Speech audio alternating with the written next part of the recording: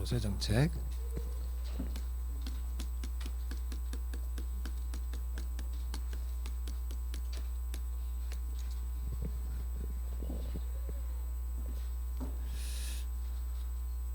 다 들어오신 건가요? 자, 제가 첫날 그 말씀드릴 때 우리 올해 1, 2차 같이 다 합격해야 되죠, 그죠? 그렇지. 1, 2차 다 합격해야 돼. 무슨 뭐 올해 1차고 내년 2차 그러지 마시고 올해 끝내야 되거든요. 끝내야 돼요. 그러면 그 1, 2차를 동시에 합격하기 위해서 제일 중요한 게 뭐냐면 5월까지 1차 과목이 한 50점 나와야 된다고 그랬잖아요. 맞아요? 그게 중요하거든요. 그러면 어떻게 공부를 마음을 먹고 해야 될까? 우리 그 인간은 저도 그래. 나도 그렇고 뭐 저라고 별 수 있겠어요. 자꾸 미루는 습관이 있죠. 맞아요? 다 미루죠, 이렇게. 오늘 할 일을 자꾸 내일로 미루거든. 그래서 우리 1차 시험은 5월 31일 날 본다. 언제 본다고? 그렇지. 원래는 10월 말일 날 보는데 1차 시험은 언제 본다고 생각하라고요? 그렇죠. 5월 말일 날 1차 시험을 본다는 마음으로 공부를 해야 돼요. 그럼 지금부터 한 6개월 남았네? 그죠? 6개월 뒤 1차를 보는 거예요. 그런 마음으로 1차를 준비를 해야지 10월 달에 시험 본다 생각하면 자꾸 자기 자신이 느슨해집니다. 느슨해지고 자꾸 미루게 되거든요. 그래서 1차 시험은 언제? 5월 말에 본다. 이런 마음으로 준비를 하시는 게 좋아요. 아시겠죠? 그렇게 항상 조금씩 당겨서 해야 되는 거야. 당겨서. 그래서 최종 공부도 9월 말에 끝낸다. 최종 시험은 9월 말일 날 시험 있는 거야. 그럼 10월 달은 한 달 동안 공부가 잘 안 되거든. 그때는 10월 한 달은 내가 그동안 공부했던 거 틀렸던 문제 확인하고 이렇게 하면서 시간을 보내야지 10월 달이 됐는데도 아직까지도 뭐 안 본 게 많다. 뭐 물론 다 보고 시험장 갈 수는 없어요. 100% 준비를 하고 시험장 가는 사람 없어요. 그런 사람 없어. 하지만 기본적으로 9월 말에 시험을 본다는 마음으로 공부를 하고 그래야만이 좀 여유가 있을 거 아닙니까? 쫓기듯이 가면 안 되죠. 보면은 우리 애도 보면 아침에 등교할 때 보면 항상 쫓겨. 내가 야 10분만 일찍 일어나라. 근데 그게 안 되더라니까요. 이게 안 돼요. 이 습관이 무서운 거야. 그래 꼭 나가는 시간이 딱 그 1분도 안 틀려. 아주 규칙적이야. 지금 보면 안 좋은 쪽으로 규칙적이야. 우리가 이렇게 사람을 만날 때 약속할 때 보면 있잖아요. 늦는 사람은 꼭 늦습니다. 그게 뭐 좋고 나쁘고를 떠나서 진짜 습관이에요. 그게 꼭 늦게 오는 분들은 꼭 늦게 와요. 근데 일찍 오는 사람들은요 꼭 일찍 와 있어요. 또 그래서 저는 어떤 장소든지 10분 전에 가 있으라는 얘기를 많이 하거든요. 여러분 나중에 이제 중개사가 되셔가지고 고객들을 만날 일이 있잖아요. 뭐 다방에서 뭐 커피숍에서 만나기로 했잖아. 그러면 가능하면 꼭 10분 전에 가서 앉아있는 습관을 들이세요. 그럴수록 계약이 성사될 가능성도 높고 잘 될 가능성이 높습니다. 왜냐하면 10분 전에 가가지고 그 커피숍에 뭐 여러 가지 상황들 미리 봐두면 화장실이 어디에 있고 그리고 그 가가지고 조금 오늘 사람을 만나서 어떤 얘기를 할까 마음의 준비도 할 수 있고 그런 게 있다면 시험장 갈 때도 있잖아요. 꼭 입실 시간 맞춰 뛰어온 사람이 있거든. 네? 저는 개인적으로 그런 분 보면 합격할 가능성이 좀 낮다고 봅니다. 근데 일찍 미리 와가지고 시험장에 와가지고 앉아가지고 시험장 분위기도 보고 마음의 준비를 하는 사람들이 있거든요. 그런 사람들은 거의 안 떨어져요. 태도가 아주 중요하다는 거예요. 태도가 무슨 말 알겠습니까? 태도가 운명을 가릅니다. 작은 것 같지만 항상 그런 습관을 좋은 습관을 기르도록 하세요. 공부 시간이 얼마 안 됐으니까 지금부터 그 습관을 길러 나가야 돼. 자, 조세 정책 보겠습니다. 이 조세 정책에서 우리가 가장 중요한 부분이 뭐냐면 조세의 전가와 귀착이에요. 조세 정책에서는 이 부분을 잘 알아놔야 돼요. 시험에 꼭 나오기 때문에. 자, 우리가 세금은 수요자도 세금을 내는 경우가 있죠. 수요자들이 내는 대표적인 세금이 뭡니까? 취득세, 그죠? 우리가 부동산을 취득하면 세금을 내죠. 대표적인 게 취득세는 수요자가 내는 세금이고요. 그리고 공급자가 내는 세금도 있죠. 공급자가 내는 대표적인 세금이 양도세 또는 임대주택 사업자 같은 경우는 재산세를 내죠. 물론 집을 보유하고 있는 사람도 재산세를 냅니다. 그래서 세금은 수요자에게 부과하는 세금도 있고 공급자에게 부과하는 세금도 있다. 근데 우리 시험은 보통 공급자에게 부과하는 경우를 잘 내요. 공급자에게. 자, 예를 들어 보겠습니다. 이게 임대주택인데, 자, 임대주택은 임대인도 있고 임차인도 있겠죠. 임차인이 있죠. 자, 이번에 정부가요, 이 임대인은 공급자입니다. 공급자. 임대인에게 재산세를 1,000만 원을 부과했어요. 임대인에게 재산세를 1,000만 원 부과했다. 그러면 임대인은 이 세금을 내야 될 거 아니에요? 맞아요? 그 임대인이 납세 의무자죠. 이 사람이 세금을 내야 돼요. 자, 그런데 이 공급자는 이 세금 1,000만 원을 자기가 다 안 내려고 그래요. 자, 예를 들어서 여러분이 국밥집 사장님이야? 예? 국밥집 사장님이에요. 근데 이번에 정부에서 국밥 한 그릇 팔 때마다 1,000원씩 세금을 부과하겠대. 일종의 물품세인데, 지금 내가 지금 국밥을 10,000원에 팔고 있는데 한 그릇당 1,000원씩 세금을 부과하겠대요. 여러분 국밥집 사장님이야? 그럼 여러분들 어떻게 합니까? 행동을 1,000원 올려. 와, 욕심이 심하네. 1,000원 올리면 손님이 너무 안 올 것 같은데. 어쨌든 가격을 올리네. 가격을 올리죠. 가격을 올려요. 왜? 세금을 좀 그렇지. 가격을 올렸다는 얘기는, 그럼 국밥을 10,000원 하던 거를 1,500원을 올렸다 해볼게요. 그러면 이 500원이라는 거는 누가 부담하는 거예요? 그렇지, 소비자, 수요자가 부담하죠. 원래는 세금 누가 내야 되는데, 국밥집 사장님이 자기가 내야 될 세금을 손님에게 떠넘기고 있네. 떠넘기고 있죠. 이걸 조세의 전가라 그래요. 자, 공급자는 세금을 부과받으면 이거를 수요자에게 떠넘기려고 합니다. 이걸 뭐라고 부른다? 조세의 전가. 자, 이때 떠넘기는 방법이 뭐예요? 가격을 올리죠. 됐어요? 자, 여기서 기억한다. 공급자에게 세금을 부과하면 공급자는 가격 인상을 통하여 수요자에게 조세를 전가한다. 오케이? 그럼 만약에 가격을 올릴 수가 없다고 해보자. 뭐 여러 가지 이유 때문에 가격을 하나도 못 올렸다는 얘기는 조세를 전가한다는 겁니까? 전가를 못한다는 겁니까? 그렇죠. 가격을 올림으로써 조세를 전가하는 거예요. 가격을 올릴 수 없다는 것은 조세의 전가가 일어나지 않는다는 뜻이에요. 아까 1,000원을 올린다고 그랬지. 그 말은 100%를 전가시키는 거네. 맞아요? 그럼 여기서 기억할 거, 가격 인상을 통하여 조세를 전가한다. 가격을 못 올린다는 얘기는 조세의 전가가 일어나지 않는다.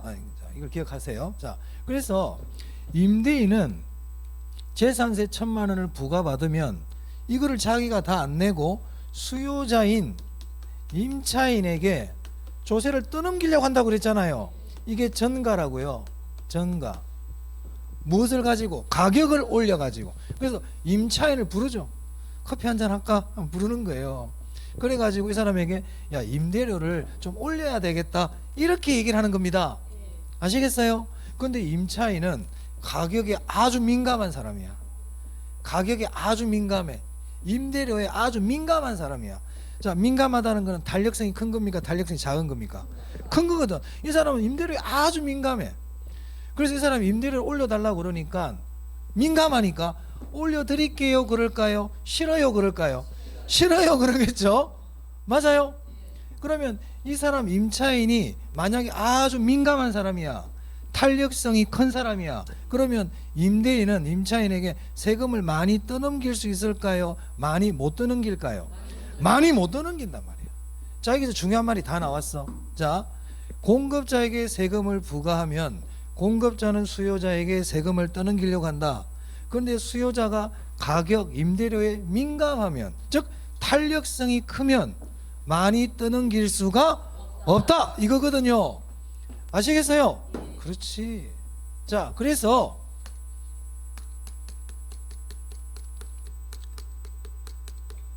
조세의 증가는 수요와 공급의 탄력성에 의해서 결정이 돼요.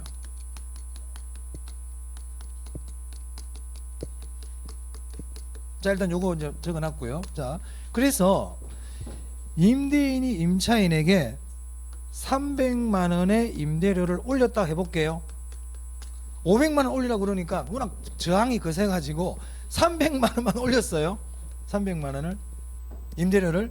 그러면 1000만 원 중에서 임차인이 얼마 세금을 부담하는 겁니까? 그럼 임대인은 얼마 부담하는 겁니까? 700만 원 부담합니다. 이거를 조세의 귀착이라고 부릅니다.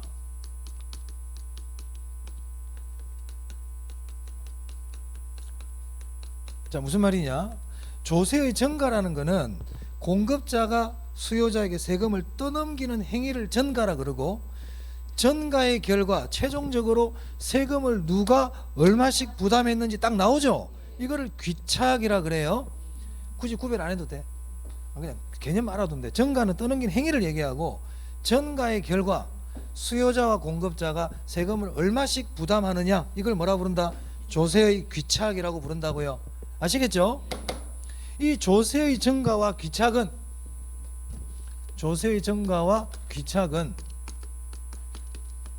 수요와 공급의 탄력성에 의해서 결정이 된단 말이에요. 무슨 말 알겠어요? 아까 제가 말씀드린 것처럼, 그러니까 민감하면 많이 증가를 시킨다, 못 시킨다? 민감하면 귀착이 크다, 귀착이 작다? 작다. 그렇지. 이 귀착이라는 거는 조세의 부담이야. 지금 중요한 거 다 했어, 사실은. 이게 결론이거든. 그럼 지금부터 응용하는 것만 남았단 말이에요. 그러면 수요와 공급의 가격 탄력성을 모르면, 수요와 공급의 가격 탄력성을 모르잖아요. 그러면 조세의 부담, 귀착 정도를 알까 모를까? 모르지. 조세의 증가와 귀착은 수요와 공급의 가격 탄력성에 결정이 되거든요. 근데 수요와 공급의 가격 탄력성을 모르잖아. 그럼 조세의 귀착 정도를 알 수가 없어요. 그죠? 그러면 조세의 증가와 귀착은 수요와 공급의 가격 탄력성에 의해 결정이 되는데, 어떻게 결정이 되느냐? 탄력적인 쪽이 조세 부담이 작아요.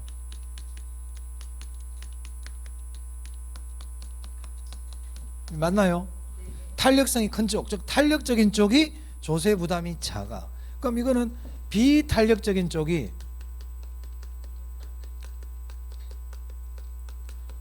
조세 부담이 어떻다는 겁니까? 크다. 요 말을 기억해야 되겠네요. 그럼 이거 예를 한번 들어보겠습니다. 이제 수요의 가격 탄력성이 있고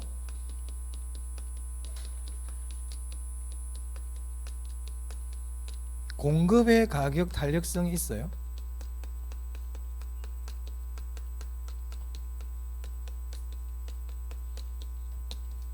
근데 이때 수요의 가격 탄력성이 더 커. 예를 들어서 수요의 가격 탄력성이 크단 말이에요. 그럼 이 말은 수요자가 공급자보다 가격에 더 민감하다, 이 얘기죠. 이런 경우에 조세를 부과하면 수요자의 조세 부담하고 공급자의 조세 부담이 있을 때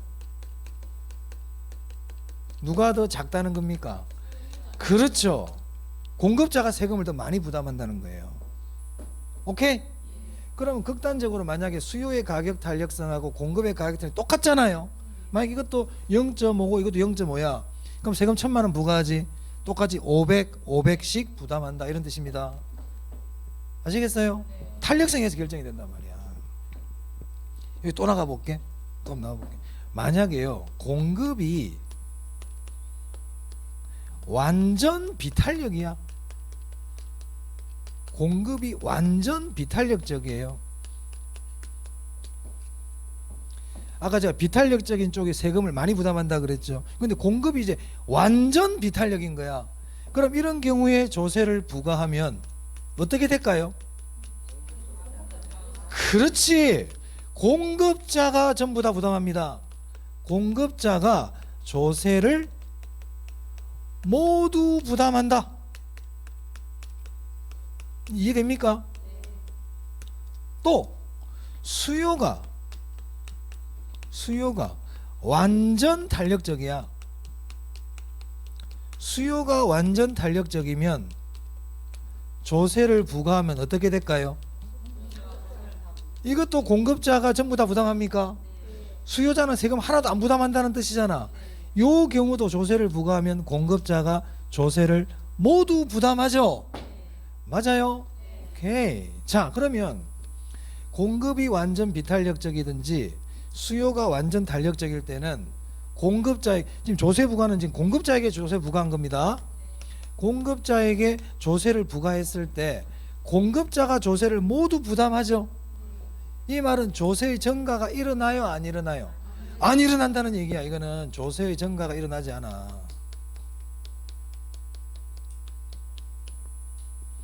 조세의 증가가 일어나지 않는다는 얘기는 가격이 오른다는 겁니까? 안 오른다는 겁니까?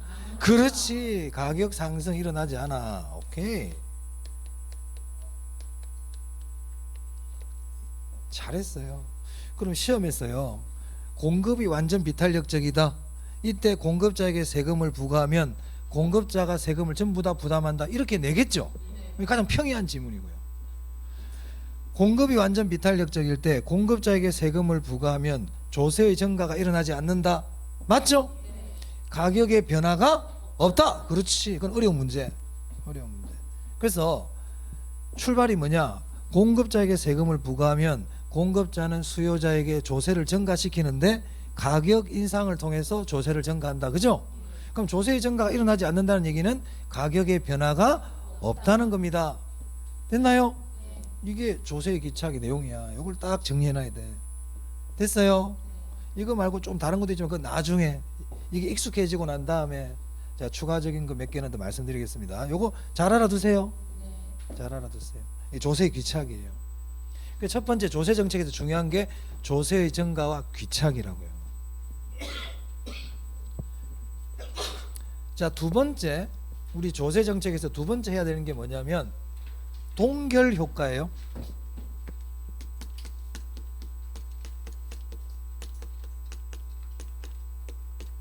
동결 효과.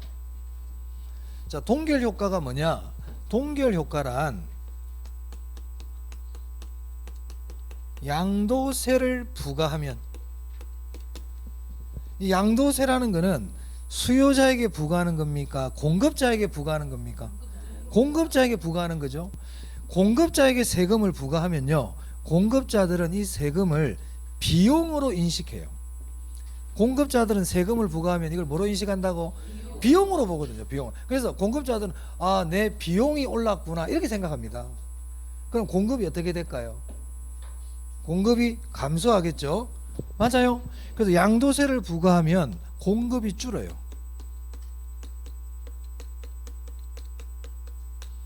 집을 팔려고 해놨다가 다시 걷어들인단 말이야. 집을 안 팔려고 그래요.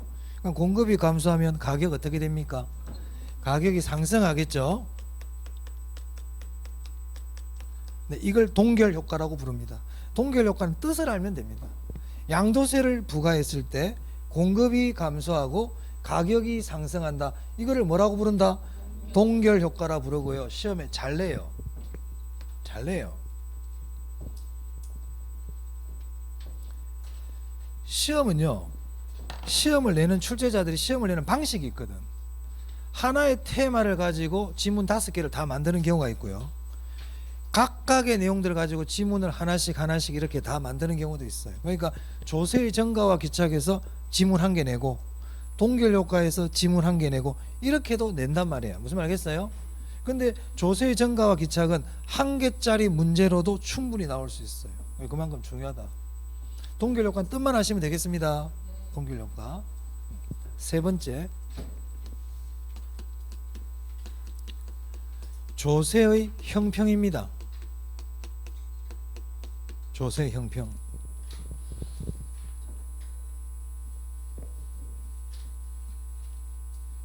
자, 조세의 형평은 이제 여기다가 좀 적을게요.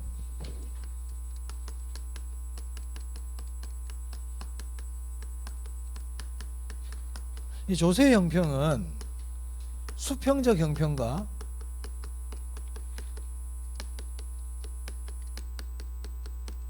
수직적 형평이 있어요. 얘는 별로 안 중요하고요. 요거 우리가 좀 알아야 되거든. 수직적 형평.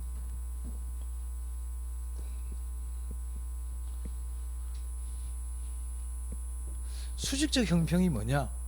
수직적 형평이란 고소득자에게는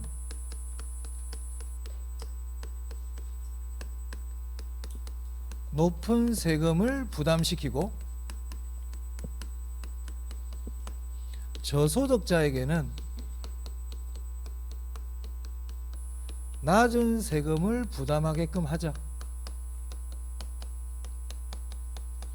그러니까 고전이니까 수직적 형평이죠. 또는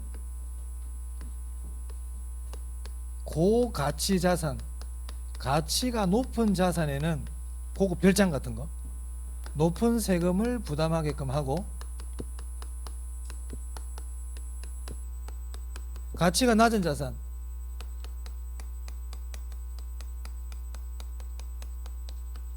낮은 세금을 부담하게끔 하자. 이거를 뭐라고 부른다고요? 수직적 형평이라고 부릅니다. 수직적 형평, 위아래, 그죠? 고저, 수직적 형평. 그럼 이런 수직적 형평을 달성하려면 고소득자에게는 높은 세율을 부과하고 저소득자에게는 낮은 세율을 부과해야 되겠죠? 맞아요?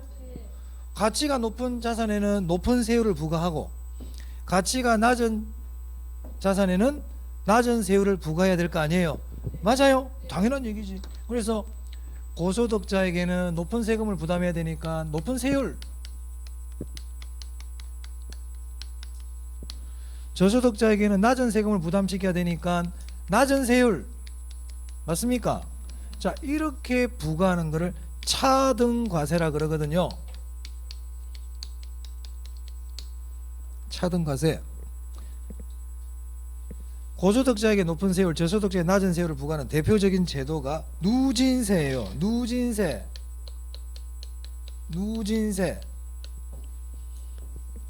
그럼 질문. 이 누진세라는 거는 수직적 형평을 위해서, 수평적 형평을 위해서 하는 겁니까? 수직적 형평을 위해서 하는 겁니까? 그렇지. 누진세는 수직적 형평을 위해서 하는 제도예요. 오케이? 형평성과 관계 있단 말이야. 형평성과, 효율성이 아닌 형평성. 그래서 누진세 제도는 형평성과 관계가 있어요. 이 누진세 제도는 수직 형평이다. 자, 그런데 이렇게 하지 않고 소득에 관계없이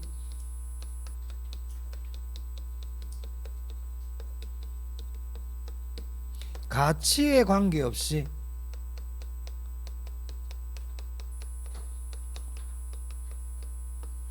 동일 세율을 부과해 버린단 말이에요.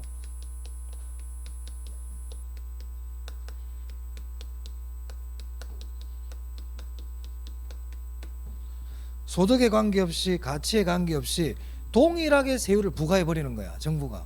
그럼 어떤 일이 생기느냐? 고소득자 또는 고가치 자산이 낮은 세금을 부담하고 오히려 저소득자와 가치가 낮은 자산이 상대적으로 높은 세금을 부담하는 경우가 생길 수 있더라는 거예요. 우리 부가세 같은 경우는 몇 프로예요? 10%죠. 우리 호텔 커피숍 가면 부가세를 별도로 받죠. 그죠? 그럼 커피 3만 원짜리 먹었다. 그럼 부가세 3천 원 내야 되잖아. 부자들한테는 별게 아니야. 근데 저소득자들에게는 크죠? 그러니까 동일 세율을 부과해 버리니까 고소득자들은 별로 세금 부담이 작은데 오히려 저소득자들이 세금 부담이 많아질 수가 있더라는 거죠. 맞아요? 어떻게 하니까? 동일세율을 대표적인 부가세 같은 것들이거든. 그러면 이런 일이 생겨요. 이걸 뭐라고 부르느냐? 이런 거를 역진적이라고 불러요. 역진적이라고 그래. 거꾸로 역자야.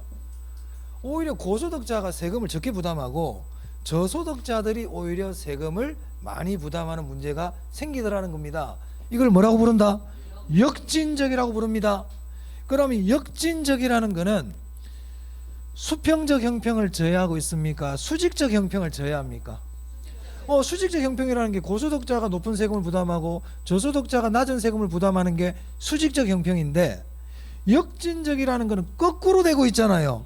그래서 역진적이라는 거는 수직적 형평을 저해하는 겁니다.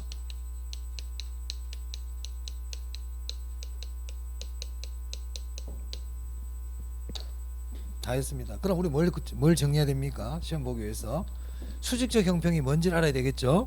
수직 형평이란 고소득자는 세금을 많이 부담하고 저소득자는 세금을 적게 부담한다. 이런 수직적 형평을 달성하기 위해서는 차등 과세가 필요하다. 고소득자에게는 높은 세율, 저소득자에게는 낮은 세율. 대표적인 제도가 누진세다. 그죠? 그러면 수직적 형평, 차등 과세, 누진세는 같은 애들이야. 그죠? 같은 방에 있는 애들이에요. 그런데 그렇게 하지 않고 소득에 관계없이 가치에 관계없이 동일 세율을 부과해버리면 반대 결과가 나올 수 있더라. 이거를 역진적이라고 그런다. 역진적은 수직적 형평에 저해된다. 수평적 형평에 저해된다 그러면 안 된다는 거예요. 됐어요? 오케이, 좋습니다.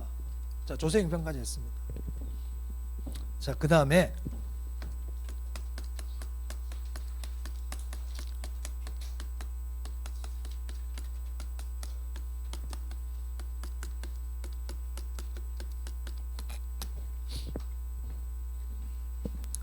요거 좀 지워도 될까요? 네. 지워도 되겠습니까? 네. 머릿속에 찰칵 찍어 놓으세요.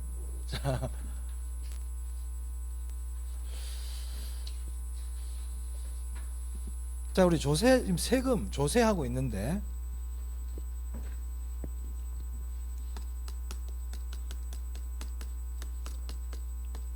우리가 세금은 왜, 조세는 그러면 왜 부과를 할까요? 즉 조세는 어떠한 역할을 할까요? 조세는 첫째, 조세는요 자원을 배분할 수 있는 기능이 있어요. 우리 교재에 보면 조세의 기능이 자, 조세는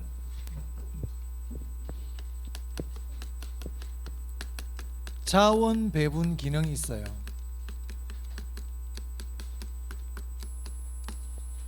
세금을 가지고 자원을 배분할 수 있다니까. 만약에 아파트가 자원이 아파트로 너무 많이 쏠려, 자원이 무슨 말 알겠어요? 딴 데로 안 가고 아파트로 막 자원이 쏠리는 거야. 그럼 정부가 아파트에다 세금을 막 때려버려. 그럼 아파트 지어 안 지어? 그럼 자원이 이제 아파트로 안 가고 딴 데로 가겠죠. 맞아요. 그래서 세금을 가지고 자원을 배분할 수 있어요. 그죠? 하나의 기능이 있고요. 그 외에도 조세는 정부의 재원이 되죠. 정부는 세금을 가지고 국가를 운영하는 거 아닙니까? 그게 조세의 가장 큰 기능이죠. 세원, 재정, 정부의 재정 역할은 정부의 재정을 충당하죠. 그리고요, 이 조세는요 소득을 재분배하는 기능이 있어요. 소득 재분배. 고소득자에게 세금을 많이 때려버리고 저소득자들에게는 세금을 적게 때려가지고 소득을 재분배시킨단 말이에요.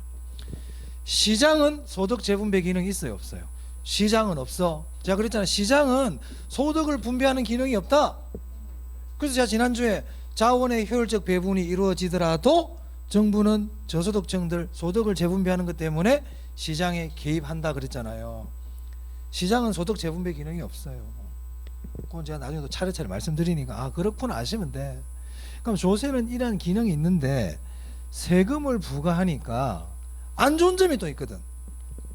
조세에 안 좋은 점이 있단 말이에요. 조세에 안 좋은 점 뭐가 있을 것 같아요? 오늘 하나 배웠는데 지금 다 배웠다 사실은. 조세를 부과하니까 공급자에게 세금을 부과하니까 공급자가 어떤 짓을 해? 쥐가 공급이 주는 것도 맞아. 근데 또 지가 내야 될 세금을 어떻게 해요? 증가시키죠. 증가시키면 돼 안 돼? 안 되는데 봐봐. 만약 현대자동차에 정부가 법인세를 강력하게 막 부과를 했어요. 그럼 어떻게 될까요? 차값 올라가. 또 어떤 일이 생길 것 같아? 여기까지는 우리가 뭐 그렇지만 하청업자들에게 증가시킵니다. 단가를 후려칠 수도 있죠. 맞아요? 그렇지. 그걸 후전이라 그러고 전전이라 그런단 말이야. 어쨌든 조세의 증가가 일어나. 다른 사람이 피해를 볼 수가 있죠. 그게 세금의 부작용이에요. 세금의 부작용. 조세의 증가가 일어나. 아까 우리 공급자에게 세금을 부과하니까 공급이 줄죠? 공급이 줄잖아. 그러면 원래는 시장에서 10개를 만드는 게 딱 좋아. 10개가 공급이 돼야 돼. 근데 정부가 세금을 딱 부과해 버리니까 8개밖에 안 만드네? 맞아요? 자원 배분이 잘못되고 있죠? 맞습니까? 자원 배분에 왜곡이 생길 수 있어요.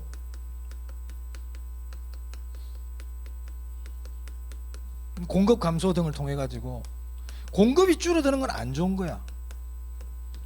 여러분이 마트에 가는데 물건이 없으면 좋아요, 안 좋아요? 안 좋지. 공급이 줄는 건 안 좋은 거예요. 아까 우리 임대료 규제하니까 공급이 줄죠. 공급이 줄는 건 안 좋은 거예요. 공급은 늘어나야 돼. 그래야 시장이 돌아가는 거고 경기가 잘 돌아가는 거라. 이 두 가지가 세금의 부작용이에요. 그래서 세금을 없애자고 하는 경제학자들도 있어요. 세금을 없애자는 사람이 있다니까. 자, 근데 봅니다. 지금부터 아까 공급이 완전 비탄력일 때, 공급이 완전 비탄력일 때 생각해 보세요. 공급이 완전 비탄력적일 때는 공급자에게 세금을 부과해도 조세의 증가가 일어나요, 안 일어나요? 안 일어나거든. 안 일어나거든. 그 말은 공급자가 전부 다 세금을 부담한다는 얘기죠. 조세 증가가 안 일어나요. 자, 공급이 완전 비탄력적인 게 뭐가 있더라? 공급이 완전 비탄력이라는 거는, 자 보세요. 공급이 완전 비탄력이라는 거는 공급 곡선이 수직이란 뜻이죠. 완전 비탄력.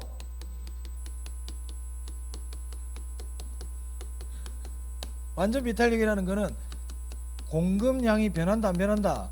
공급량 불변. 공급이 불가능하다는 뜻이에요. 만들어낼 수가 없다는 뜻이에요. 토지입니다. 토지. 앞으로 토지는요, 공급 곡선이 수직이에요. 토지는 공급 곡선이 뭐라고요? 수직입니다.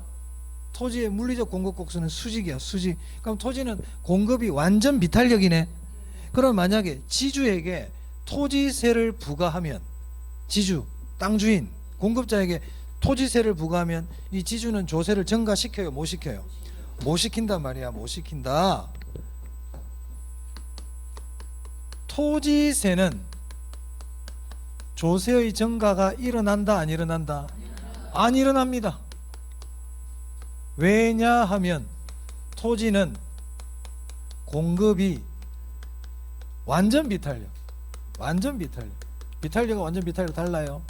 완전 비탄력적이기 때문에 조세 증가가 안 일어나요. 지주가 다 세금을 부담해야 돼. 그럼 토지세에다가 세금을 부과해도 조세의 증가라는 부작용은 안 일어나네. 그럼 두 번째 부작용 한번 보자.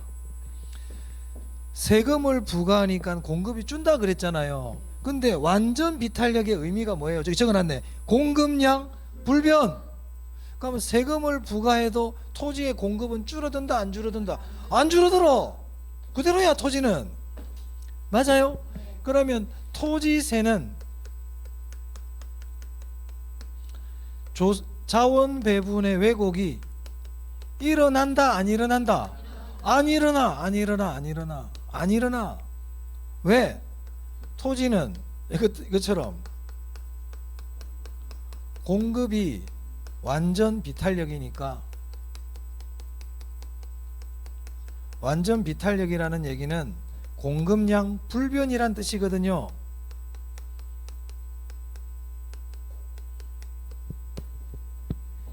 자, 그럼 보세요.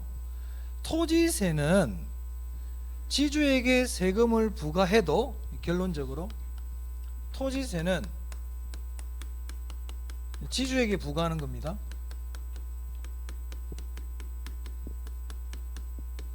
토지세는 조세의 증가가 일어나요, 안 일어나요?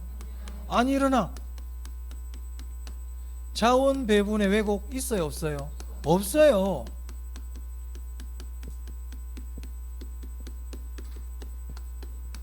그럼 토지세는 부작용이 없네?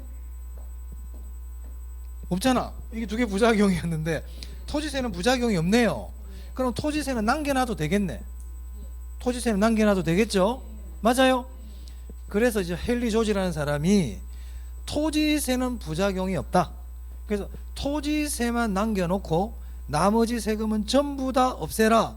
이걸 토지 단일세론이라 그럽니다. 토지세를 제외한 나머지 세금은 폐지하자. 토지세만 남겨두자. 이거를 토지 단일세론이라고 그럽니다. 그리고 헨리 조지가 한 얘기예요. 토지 단일세론.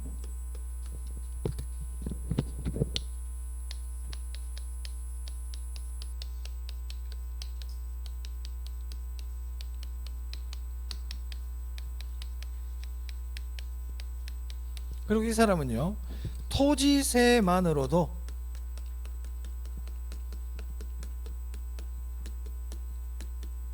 조세를 100% 충당이 가능하다. 이렇게 주장합니다.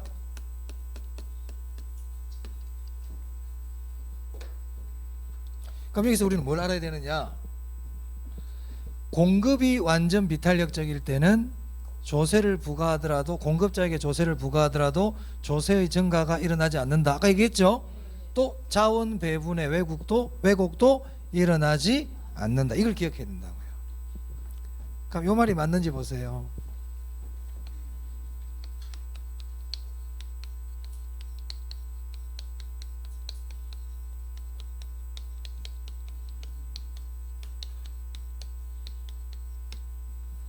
공급자에게 조세 부과할 때 별다른 말이 없으면 공급자에게 세금을 부과한다고 생각하세요. 공급자에게 조세 부과 시 공급이 비탄력적일수록 자원 배분의 왜곡이 크다 작다? 작단 말이에요. 작단 말이에요. 자, 공급이 비탄력적이라는 얘기는 공급량의 변화가 없는 거죠. 자, 우리가 공급자에게 세금을 부과하면 공급이 줄어요. 공급이 준단 말이야. 근데 공급이 비탄력적일수록 이 말은 공급이 적게 준다 이 얘기네. 맞아. 공급이 비탄력적일수록이라는 얘기는 세금을 부과했을 때 공급이 별로 안 줄어든다. 그죠? 자원 배분 왜곡이 작지. 근데 완전 비탄력이 되면 하나도 안 줄어든다. 그러니까 전혀 없지. 자원 배분 왜곡이. 맞습니까? 공급이 비탄력적일수록 자원 배분 왜곡이 작다. 공급이 완전 비탄력이면 자원 배분 왜곡이 전혀 안 일어나는 거예요. 공급이 하나도 안 변하니까. 됐습니까? 그렇지. 그래서 조세 정책에서 이 네 개가 중요하단 말이에요. 첫 번째, 조세의 증가와 귀착. 조세의 증가와 귀착. 탄력성에 의해서 결정된다. 탄력성이 큰 쪽이 조세 부담, 조세 증가와 귀착이 작다. 비탄력적인 쪽이 크다. 그래서 공급이 완전 비탄력적이라든지 수요가 완전 탄력적일 때는 공급자가 모든 세금을 부담한다. 조세의 증가가 일어나지 않는다. 자, 동결효과. 양도세를 부과하면 공급이 감소하고 가격이 상승한다. 조세 형평에서는 수직적 형평. 수직적 형평이란 고소득자는 높은 세금, 저소득자는 낮은 세금, 차등 과세, 대표적인 게 누진세. 그런데 이렇게 하지 않고 동일한 세율을 부과해버리면 역진적인 문제가 생기더라. 맞아요? 역진적이라는 것은 수직적 형평을 저해한다. 이 세금은 이 두 가지 부작용이 있는데, 토지는 공급이 완전 비탄력적이기 때문에 조세의 증가도 안 일어나고 자원 배분 왜곡도 안 일어난다. 그래서 토지세만 남겨놓고 나머지 세금은 다 없애자. 그래도 재정이 100% 충당된다. 이렇게 주장한 사람이 토지 단일세론이다. 아시겠어요? 오케이? 네, 여기까지 정리하겠습니다. 그래서 오늘은 조세 정책까지 했고요. 다음 시간에는 이제 우리 투자론 할 거예요. 이 투자론은 우리 개론에서 가장 출제 비중이 높은 파트거든요. 그래서 다음 주는 절대 빠지시면 안 돼요. 아시겠죠? 네, 이렇게 지금 출석 잘하고 계신데 결석하지 마시고 꾸준히 나오시기 바랍니다. 네, 수고하셨고 식사들 맛있게 하십시오. 네, 수고하셨습니다. 네.